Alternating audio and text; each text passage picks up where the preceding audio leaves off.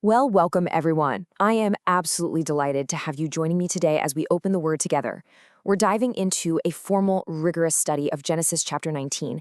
And let me tell you, this is a text that offers a profound and sobering look at divine judgment, rescuing mercy, and the truly tragic consequences of human compromise. As we approach this chapter today, we're doing so with deep reverence, recognizing that the very holiness of God is on full display here. You see, this isn't merely a historical account of a city's ruin. It's a foundational text. It establishes the character of God as the righteous judge of all the earth, a God who simply will not allow unrestrained wickedness to go unchecked forever.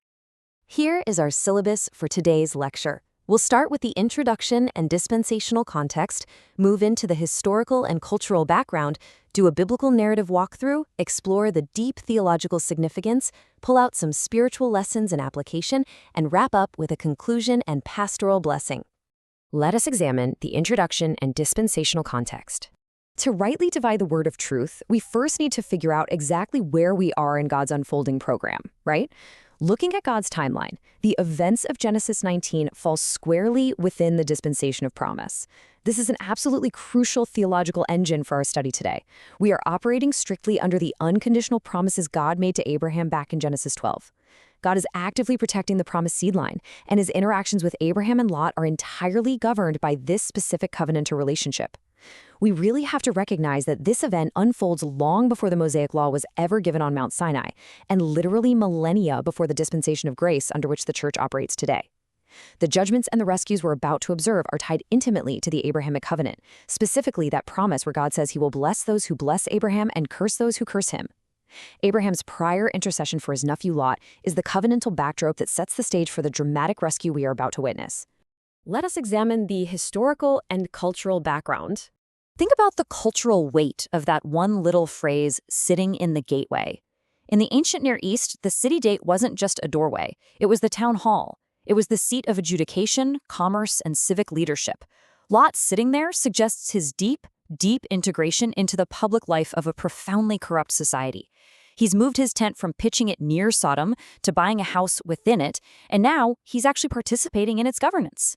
When the angels arrive in the form of men, Lot urgently enforces ancient hospitality codes. He insists they not sleep in the public square, and he quickly prepares unleavened bread for them.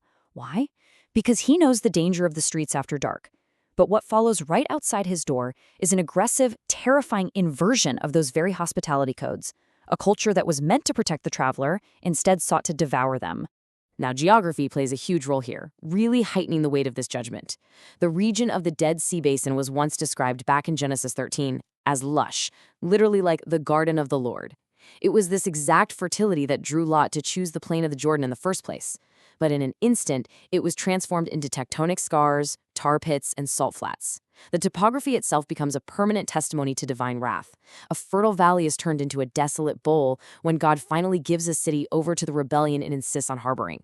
This geographical shift isn't just some random natural disaster. It's a supernatural intervention that effectively erases the prosperity that fueled the city's arrogance and pride.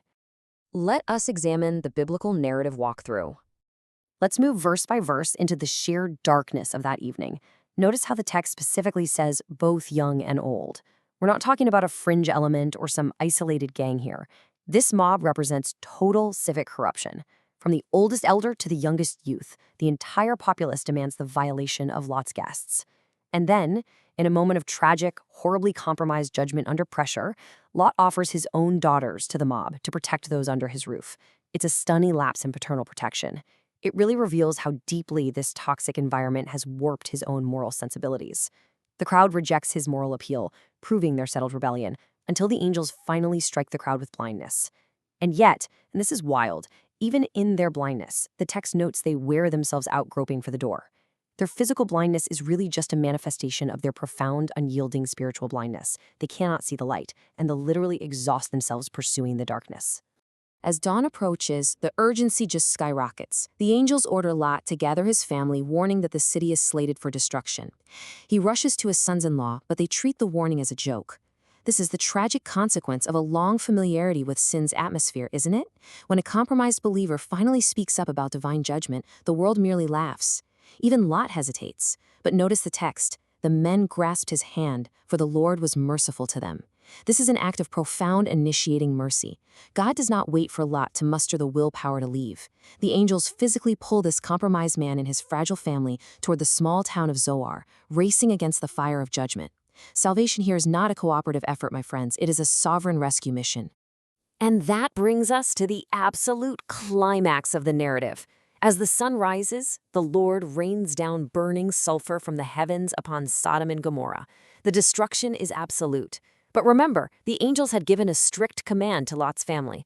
Flee for your lives and do not look back. Tragically, Lot's wife disobeys. She looks back. And this isn't just a casual glance over the shoulder. It's a lingering gaze of longing.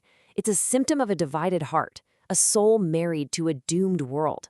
As a result, she becomes a pillar of salt, pressed permanently into the landscape as a monument of warning against loving the very things God is destroying. Meanwhile, from a distant ridge, Abraham is watching the smoke rise from the plain like a furnace, witnessing the incredibly sobering answer to his prior intercession. God had indeed saved the righteous, even though the city itself could not be spared. Let us examine the deep theological significance. Let's pause for a second to see how this narrative really builds out our systematic theology. First up, hamartiology, the study of sin. Genesis 19 provides us with a textbook demonstration of total civic corruption. It proves beyond a shadow of a doubt that when evil hardens into public consensus and societal pride, judgment is not just possible, it's inevitable. The depravity of man left unchecked will entirely consume a society. Next, we look at soteriology, the study of salvation. We see a remarkable principle here. Mercy literally governs the clock of judgment. The angels tell Lot they can't do a thing until he has arrived safely in Zoar. God's wrath is actively held back until the righteous remnant is secure. Finally, Christology. We are seeing the pre-incarnate work of the Son. The judge of all the earth who does right has come down to investigate the outcry, and he executes a localized, righteous wrath against entrenched evil. Here, we need to rightly divide the prophetic nature of the text. The localized destruction of this incredibly fertile basin is a completed historical fulfillment. The cities of the plain were wiped out exactly as God decreed. However, we absolutely must recognize the prophetic fulfillment here as well. As later confirmed by Jesus in the Gospels and by the apostles Peter and Jude in their epistles, this event serves as a dual fulfillment. Peter explicitly states that God made Sodom and Gomorrah an example of what is coming on the ungodly. It's an eschatological shadow, a preview of the final future judgment that awaits all obstinate, unrepentant rebellion against God at the end of the age. The chapter ends on a really dark note in a cave above Zoar, where fear and isolation lead Lot's daughters to compromise their integrity. This results in the conception of Moab and Ammon. Now, we must maintain a strict theological distinction right here. These births establish the physical borders of Moab and Ammon, nations that will heavily factor into God's earthly program for national Israel, as we'll see later in the books of Numbers, Ruth, and Deuteronomy. But listen closely. This historical development has absolutely nothing to do with God's program for the church. The church is a distinct spiritual body completely unrevealed in the book of Genesis. It's a mystery hidden in God until the New Testament era. We must be very careful not to confuse Israel's geographical and national history with the church's spiritual nature. Let us examine the spiritual lessons and application. So what should you, the diligent student, actually take away from all of this? First, guard your proximity. Do not let a corrupt culture calibrate your moral compass. Lot started by just pitching his tent toward Sodom, and he ended up sitting in its gate. The progression of compromise is incredibly subtle, but it is deadly. Second, obey wholly. Partial obedience exposes a divided love. When God commands you to flee from sin, do not look back. Remember Lot's wife, just as Jesus warned us. We simply cannot harbor a lingering affection for the world God has called us out of. Third, intercede boldly. Abraham's prayers in chapter 18 were not in vain. God remembered Abraham and pulled Lot right out of the catastrophe. We need to stand in the gap and pray for the righteous living in compromised cities today. And fourth, reject post-crisis fear.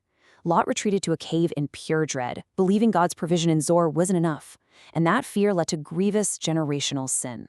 Let gratitude for God's deliverance, not the terror of the crisis, shape your days after God rescues you. Let us examine the conclusion and pastoral blessing.